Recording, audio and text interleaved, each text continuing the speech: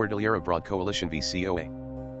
Issue: Constitutionality of EO 220, dated July 15, 1987, which created the Cordillera Administrative Region, assailed on the primary ground that the President preempts the enactment of an organic act by Congress and the approval of such act through a plebiscite. Held, EO 220 envisions the consolidation and coordination of the delivery of services of line departments and agencies of the national government in the areas covered by the administrative region as a step preparatory to the grant of autonomy to the Cordilleras. It does not create the autonomous region contemplated in the Constitution. It merely provides for transitory measures in anticipation of the enactment of an organic act and the creation of an autonomous region. In short, it prepares the ground for autonomy. This does not necessarily conflict with the provisions of the Constitution on autonomous regions. The Constitution outlines a complex procedure for the creation of an autonomous region in the Cordilleras, which undoubtedly will take time. The President, in 1987 still exercising legislative powers, as the first Congress had not yet convened, saw it fit to provide for some measures to address the urgent needs of the Cordilleras. In the meantime, the Organic Act had not yet been passed. Petitioners incidentally argue that the creation of the CAR contravened the constitutional guarantee of the local autonomy for the provinces composing it. It must be clarified that the constitutional guarantee of local autonomy in the Constitution Art. X, Section 2 refers to the administrative autonomy of local government units, or, in more technical language, the decentralization of government authority. On the other hand, the creation of autonomous regions in Muslim Mindanao and the Cordilleras, which is peculiar to the 1987 Constitution, contemplates the grant of political autonomy, not just administrative, to these regions. As said earlier, the CAR is a mere transitory coordinating agency that would prepare the stage for political autonomy for the Cordilleras. It fills in the resulting gap in the process of transforming a group of adjacent territorial and political subdivisions already enjoying local or administrative autonomy into an autonomous region vested with political autonomy. Magtages v. Price Properties Corp. Incorporated. Facts: in 1992, representatives from PPC made representations with the PUCR on the possibility of setting up a casino in Price Plaza Hotel in Cagayan de Oro City. On November 1992, the parties executed a contract of lease involving the ballroom of the hotel, which would be converted into a casino. Way back in 1950, the Sangguniang Panglungsod of CDO passed Resolution 2295 prohibiting the establishment of a gambling casino. Resolution 2673, dated October 19, 1992, reiterated this prohibition. On December 7, 1992, Ordinance Number 3353 was enacted prohibiting the issuance of business permits for the operation of a casino. On January 4, 1993, Ordinance 3375-93 was passed prohibiting the operation of casinos. PPC filed a petition for prohibition with preliminary injunction against CDO before the CA. It prayed for the declaration of unconstitutionality of Ordinance 3353. PUCR intervened, claiming that Ordinance 4475 was violative of the non-impairment of contracts and EP clauses. The CA declared the ordinances unconstitutional and void. Issue: 1. The Sangguniang Panglungsod has the authority to enact said ordinances. Held no ratio. Petitioners' contention: CDO, like other local political subdivisions, is empowered to enact ordinances for the purposes indicated in the LGC. It is expressly vested with the police power under what is known as the General Welfare Clause, now embodied in Section 16.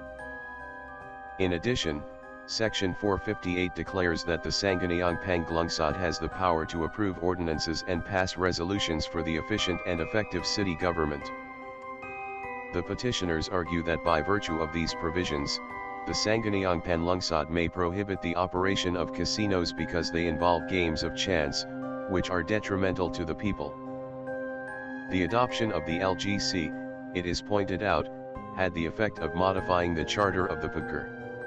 The code is not only a later enactment than PD 1869 and so is deemed to prevail in case of inconsistencies between them.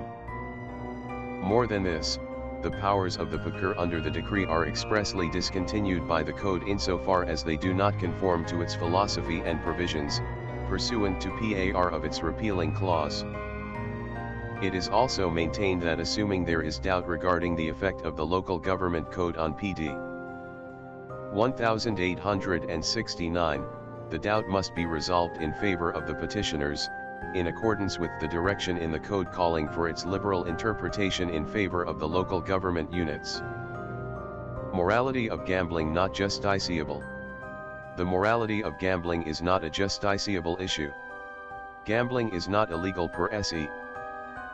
While it is generally considered inimical to the interests of the people, there is nothing in the Constitution categorically proscribing or penalizing gambling or, for that matter, even mentioning it at all.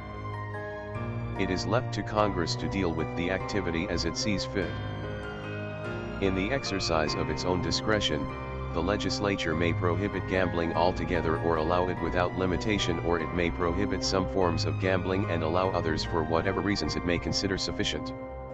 The only question we can and shall resolve in this petition is the validity of Ordinance Number 3355 and Ordinance No. 3375-93 as enacted by the Sangguniang Panlungsod of CDO. Test of validity. The tests of a valid ordinance are well established. A long line of decisions 9 has held that to be valid, an ordinance must conform to the following substantive requirements. 1. It must not contravene the Constitution or any statute. 2. It must not be unfair or oppressive. 3. It must not be partial or discriminatory. 4. It must not prohibit but may regulate trade. 5. It must be general and consistent with public policy. 6. It must not be unreasonable.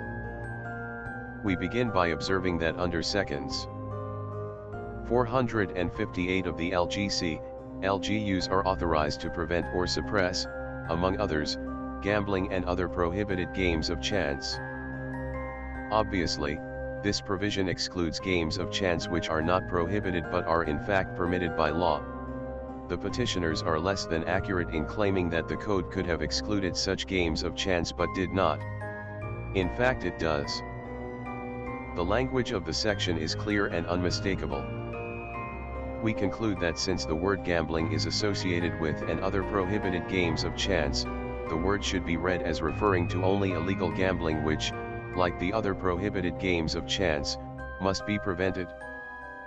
Contravention of PD 1896. The apparent flaw in the ordinances in question is that they contravene PD 1869 and the public policy embodied therein insofar as they prevent PGR from exercising the power conferred on it to operate a casino in CDO. Petitioner deny that the ordinance changed the PD, rather the LGC itself changed the PD. It seems to us that the petitioners are playing with words. While insisting that the decree has only been modified pro tanto, they are actually arguing that it is already dead, repealed and useless for all intents and purposes because the code has shorn PGR of all power to centralize and regulate casinos. Strictly speaking, its operations may now be not only prohibited by the local government unit, in fact, the prohibition is not only discretionary but mandated by Sector 458 of the Code if the word shall as used therein is to be given its accepted meaning. Local government units have now no choice but to prevent and suppress gambling, which in the petitioner's view includes both legal and illegal gambling. Under this construction, PGR will have no more games of chance to regulate or centralize as they must all be prohibited by the local government units pursuant to the mandatory duty imposed upon them by the Code. In this situation, Poker cannot continue to exist except only as a toothless tiger or a white elephant and will no longer be able to exercise its powers as a prime source of government revenue through the operation of casinos. It is noteworthy that the petitioners have cited only par of the repealing clause, conveniently discarding the rest of the provision which painstakingly mentions the specific laws or the parts thereof which are repealed by the code. Significantly, PD 1869 is not one of them. Furthermore, it is a familiar rule that implied repeals are not lightly presumed in the absence of a clear and unmistakable showing of such intention. Moreover, the petitioner's suggestion that the code authorizes them to prohibit all kinds of gambling would erase the distinction between these two forms of gambling without a clear indication that this is the will of the legislature. In light of all the above considerations, we see no way of arriving at the conclusion urged on us by the petitioners that the ordinances in question are valid.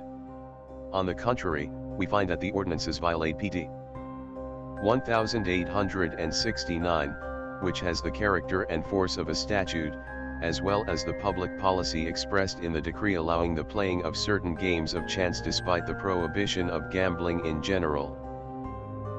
Rationale for the rule that ordinances should not contravene a statute. The rationale of the requirement that the ordinances should not contravene a statute is obvious. Municipal governments are only agents of the national government.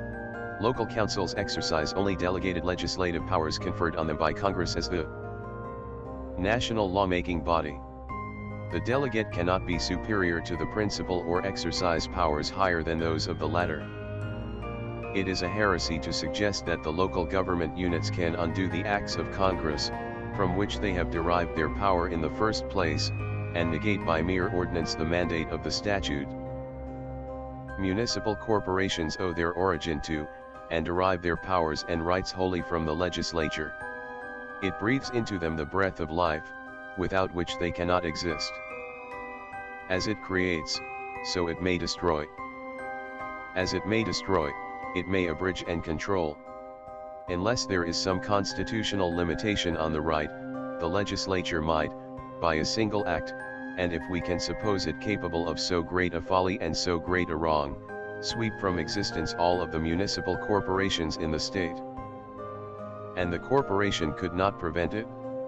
We know of no limitation on the right so far as to the corporation themselves are concerned. They are, so to phrase it, the mere tenants at will of the legislature. Relationship between national legislature and local government. This basic relationship between the national legislature and the local government units has not been enfeebled by the new provisions in the Constitution strengthening the policy of local autonomy. Without meaning to detract from that policy, we here confirm that Congress retains control of the local government units, although in significantly reduced degree now than under our previous constitutions. The power to create still includes the power to destroy. The power to grant still includes the power to withhold or recall. True, there are certain notable innovations in the Constitution, like the direct conferment on the local government units of the power to tax, which cannot now be withdrawn by mere statute. By and large, however, the national legislature is still the principal of the local government units, which cannot defy its will or modify or violate it. Casino gambling is authorized by PD 1869. This decree has the status of a statute that cannot be amended or nullified by a mere ordinance. Hence, it was not competent for the Sangguniang Panlungsod of Cagayan de Oro City to enact Ordinance No. 3353 prohibiting the use of buildings for the operation of a casino and Ordinance No. 3375-93 prohibiting the operation of casinos. For all their praiseworthy motives, these ordinances are contrary to PD 1869 and the public policy announced therein and are therefore ultra vires and void. Padilla, concurring, I concur with the majority holding that the city ordinances in question cannot modify much less repeal PDCOR's general authority to establish and maintain gambling casinos anywhere in the Philippines under Presidential Decree No. 1869.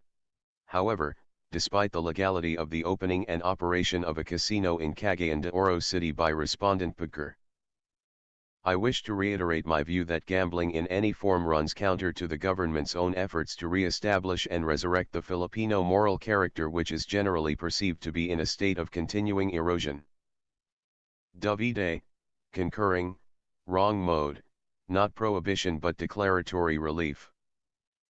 The issue that necessarily arises is whether in granting local governments the above powers and functions, the local government code has, pro tanto, repealed PD number 1869 insofar as Pagker's general authority to establish and maintain gambling casinos anywhere in the Philippines is concerned. I join the majority in holding that the ordinances cannot repeal PD number 1869. The nullification by the Court of Appeals of the challenged ordinances as unconstitutional primarily because it is in contravention to P. D number 1869 is unwarranted. A contravention of a law is not necessarily a contravention of the Constitution. In any case, the ordinances can still stand. Even if they be conceded as offending PD number 1869. They can be reconciled, which is not impossible to do. So reconciled, the ordinances should be construed as not applying to Pagker.